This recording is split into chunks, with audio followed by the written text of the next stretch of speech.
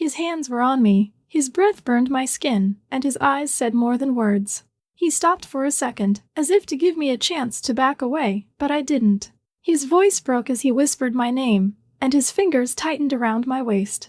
I should have been scared, but I only wanted more. This night would change everything. I remember the moment with unnerving clarity.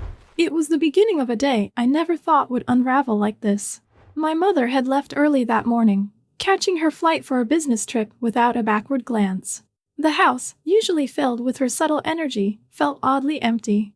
In her absence, the silence in our home was punctuated only by the routine sounds of daily life. That afternoon, as I moved through the corridors, I noticed my stepfather retreating to his office. He barely nodded or uttered a word, a cold, detached departure that left a sour taste in my mouth. I wondered briefly what was going on behind that closed door, but I didn't have the luxury to dwell on it too long.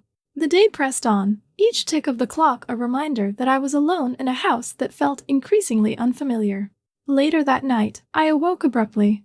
A sharp, distinct clink of ice against glass sliced through the silence, pulling me from sleep. Groggily, I rose from my bed and padded down the darkened hallway. The house was quiet, the only sound the persistent drip of water from the leaky faucet in the kitchen. But that clink, it was deliberate, almost like a signal, drawing me toward the living room. I slipped into the living room, the darkness lending a surreal quality to everything around me. There, in the faint glow from the streetlights filtering through the curtains, I saw him. He was standing with his back to me, a solitary figure framed by shadows. In his hand, he held a glass of whiskey, and the ice inside it clinked steadily with each subtle movement. The sight made my heart beat a little faster. I couldn't tell if it was fear or something else that stirred inside me, but I knew I had to understand what was happening. I took a few cautious steps forward, keeping to the edges of the room so as not to startle him. The sound of the ice seemed to grow louder with each step, echoing in the quiet space. When I was close enough, I couldn't hold back any longer. "Are you drinking before bed?" I asked, my voice surprisingly steady despite the surge of adrenaline coursing through my veins. He didn't immediately respond, still facing away from me. After a moment, he muttered, "Tough day," without turning around. His tone was gruff, dismissive, hardly the answer I had expected. I couldn't help but wonder what hardships his day had truly been filled with, but I pressed on. "Why aren't you sleeping?" I queried softly, trying to bridge the gap between the silence of the room and the tension that filled it. I then paused behind him, careful not to startle him with my sudden presence. The air between us was thick, charged with unspoken words. In that brief silence, I let my guard down just enough to speak again, almost as if testing the waters. "I'm lonely," I admitted quietly, my voice barely more than a whisper. The words escaped me more out of an instinctive need for connection than as an accusation or a plea. At that moment, he finally turned around. The light caught his eyes, and I saw something in them that I hadn't anticipated, a heaviness, a lingering sadness that seemed to speak of long-held burdens. His gaze was fixed on me, and for a moment, time slowed. That look, too heavy and too long, communicated more than any words ever could. It was as if in that single glance, he was revealing a piece of his soul, a glimpse into a troubled existence that I had never truly known. I didn't know how to react immediately. The room seemed to shrink around us, and the sound of the clinking ice resumed its rhythmic persistence, a grim reminder of the reality we were both trying to avoid. I felt an urge to speak again, to ask him more questions, but the weight of the moment held me back. The air was thick with things unsaid, and neither of us knew how to break the tension. After what felt like an eternity, I took a step back. I needed to process what had just transpired, needed a moment alone to sort through the mixed emotions that surged inside me. I turned slowly and began to walk back to my room. As I reached the door, I paused, my hand hovering over the doorknob. I couldn't just leave things unresolved. The vulnerability of the moment demanded one last word. I looked back over my shoulder, my voice firm yet laced with an underlying plea. "Don't stay up too late. I don't want to be here alone." The words hung in the air, unanswered. The silence that followed was heavy with implication, leaving me standing there, caught between relief and an unsettling anticipation of what might come next. My footsteps echoed softly as I closed the door behind me, the finality of the moment imprinting itself on my mind. By the time I lay back in bed, the image of his troubled eyes lingered, a silent promise that the night was far from over. I knew then that the events of tonight would echo into tomorrow, changing everything in ways I couldn't yet comprehend. With a racing heart and a mind swirling with questions, I drifted into an uneasy sleep, uncertain of what the next day would bring. This morning, everything felt normal, as if yesterday's awkward tension had been nothing more than a bad dream. We both went about our routines in silence, pretending nothing had changed. I couldn't shake the uneasy feeling that lingered between us, but I forced it aside and went through the motions of the day. By noon, however, the atmosphere shifted. I was sitting at the table for lunch when I decided to take a strawberry from the bowl on the side. Slowly, deliberately, I brought it to my lips and licked my fingers clean.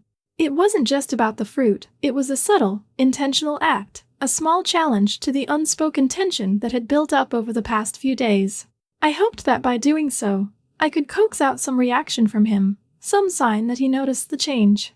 Almost immediately, he slammed his fork down onto his plate with a sharp clatter. His eyes locked onto mine with an intensity that startled me. The table seemed to shrink as I met his gaze. "Don't do that," he said in a clipped tone, his voice low and measured. The words hung in the air, heavy with meaning. I couldn't help but raise an eyebrow, my voice calm yet edged with curiosity. "What do you mean?" I asked, wondering if he truly understood the implication behind my actions.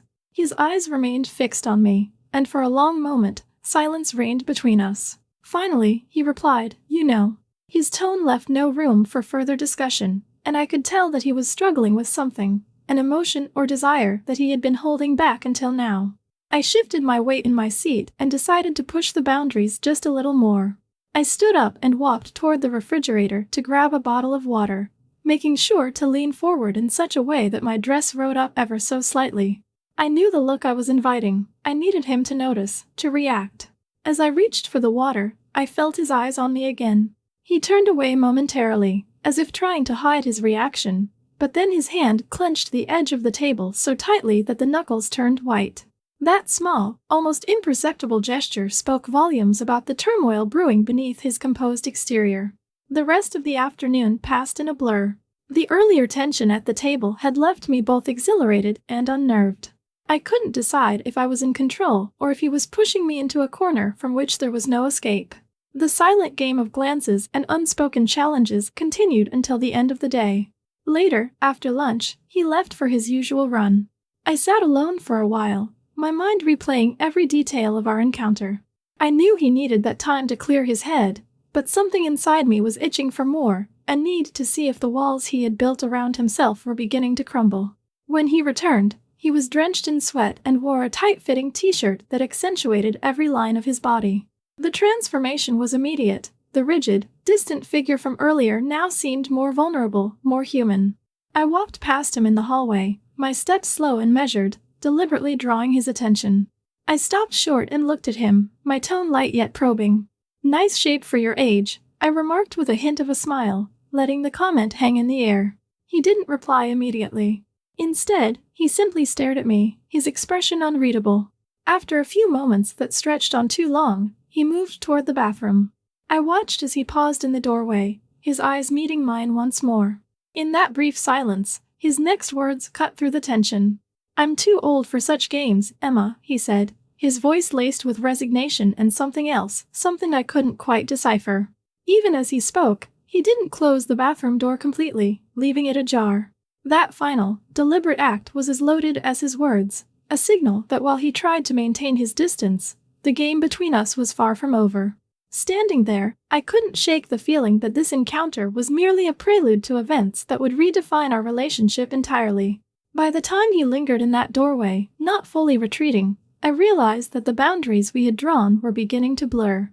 The silent tension of the morning had given way to a charged, dangerous energy that promised more complications.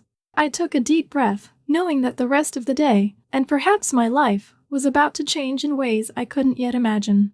I had just stepped out of the shower, wrapped in a towel, the steam still clinging to my skin as I made my way into the corridor. The night was quiet, and I moved with the expectation of solitude after the tense days we'd been through. My thoughts were a jumble of uncertainty and determination when I suddenly saw him. He was already walking past me, his back facing mine. For a split second, time seemed to slow down. Then, unexpectedly, he stopped. Standing in the dimly lit corridor, I felt the chill of the tile floor under my bare feet. My heart pounded as I gathered my courage and addressed him. Daniele? I said, using his first name for the very first time instead of the distant title I had always given him.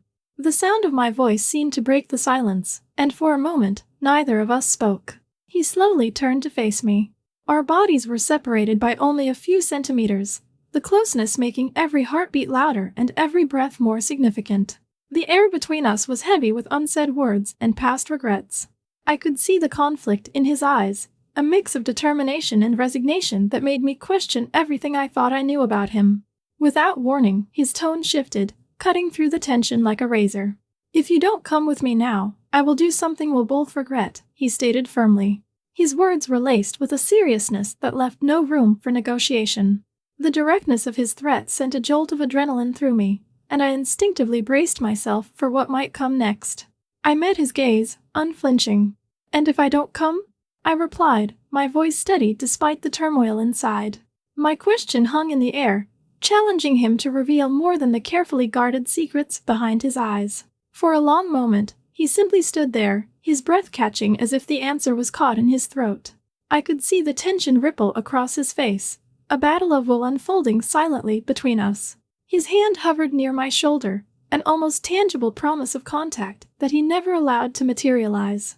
The space between us crackled with the energy of suppressed impulses, and I wondered if this was a test or a threat, a final push towards a line we had both been circling for days.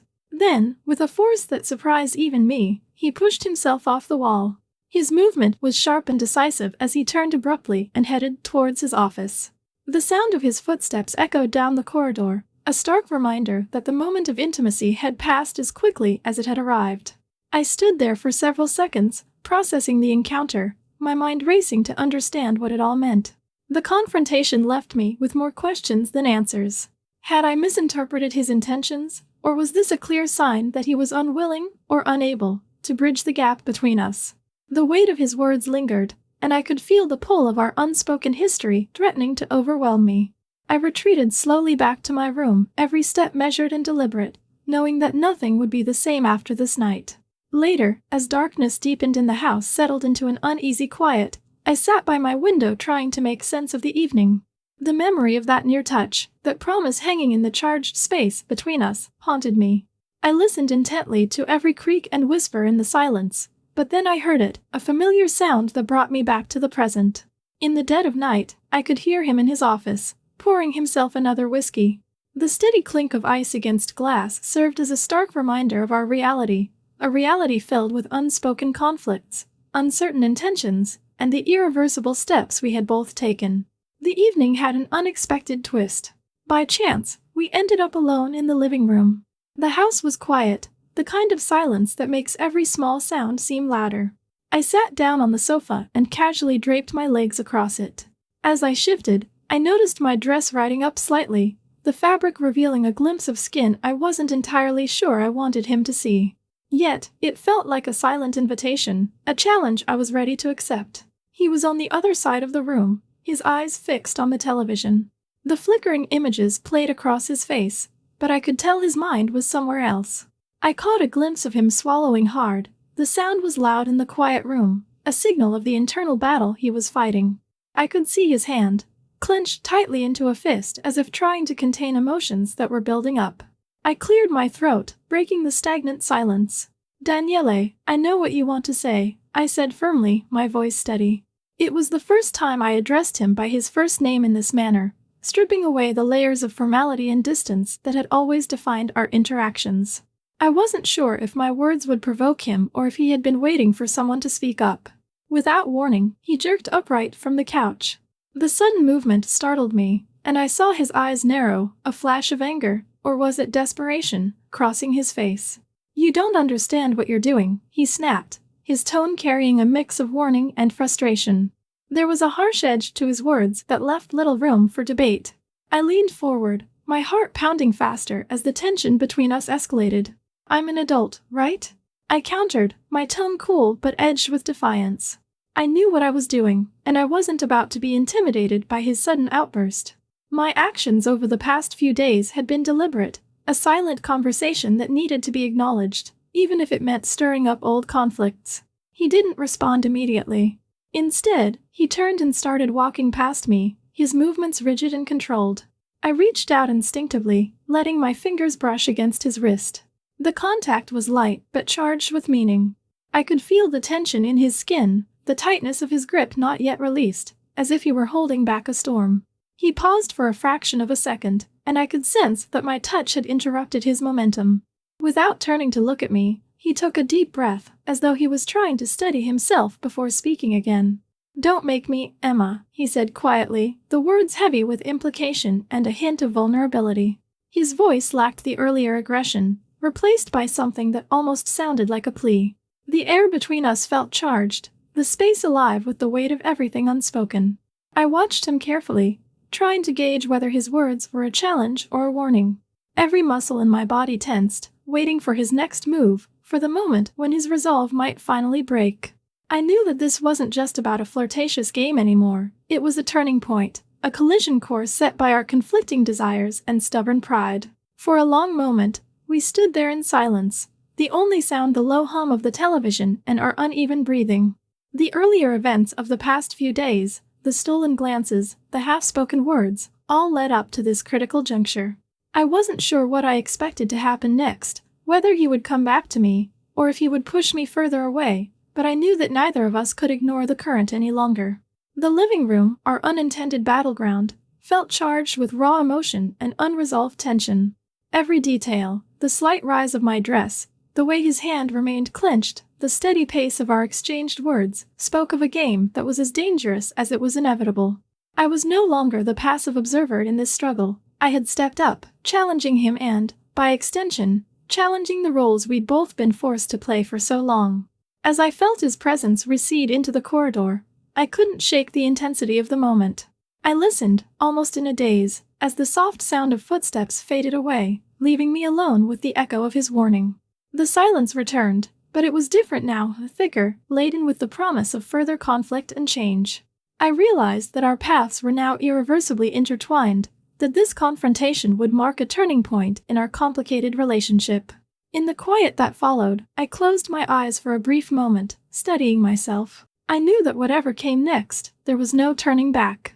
The decision had been made, and the consequences were already in motion.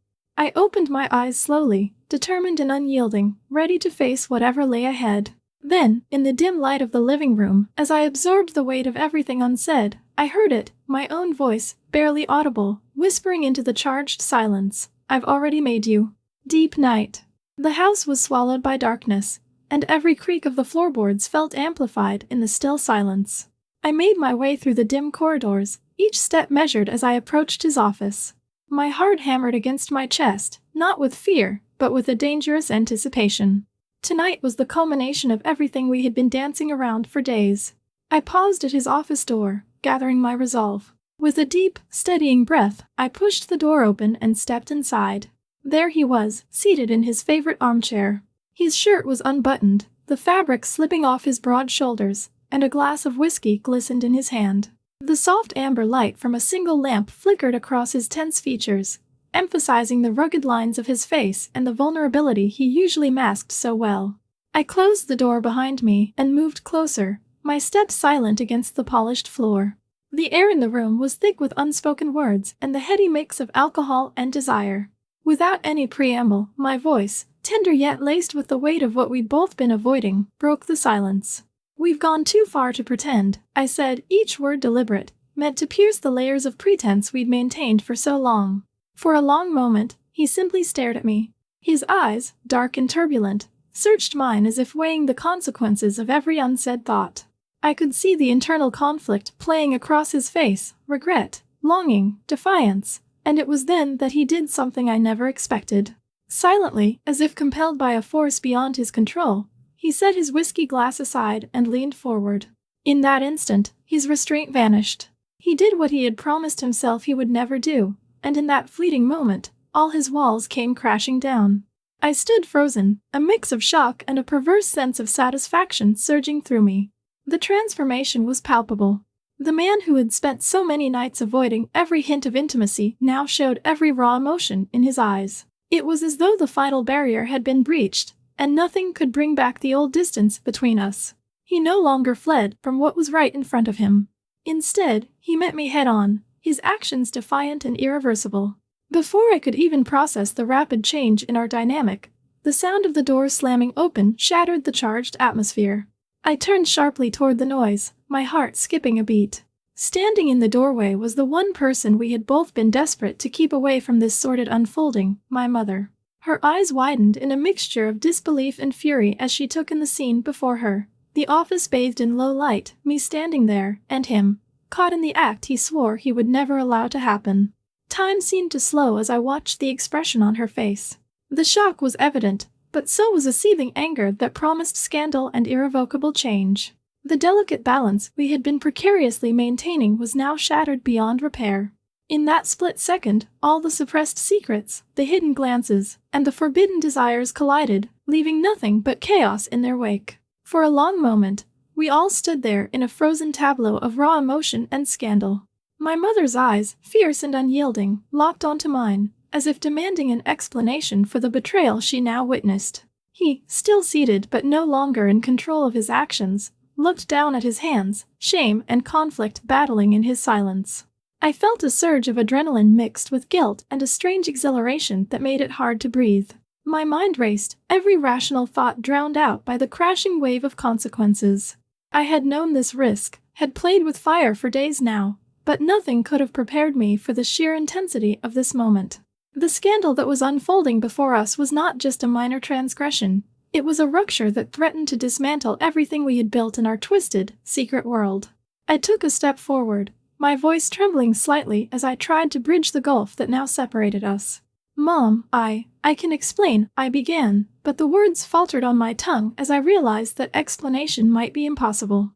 The weight of our actions, the irreversible choices we had made, pressed down on us like a relentless force. He shifted in his chair, his eyes momentarily meeting mine with a look that seemed to plead for forgiveness, even as his posture betrayed his resignation.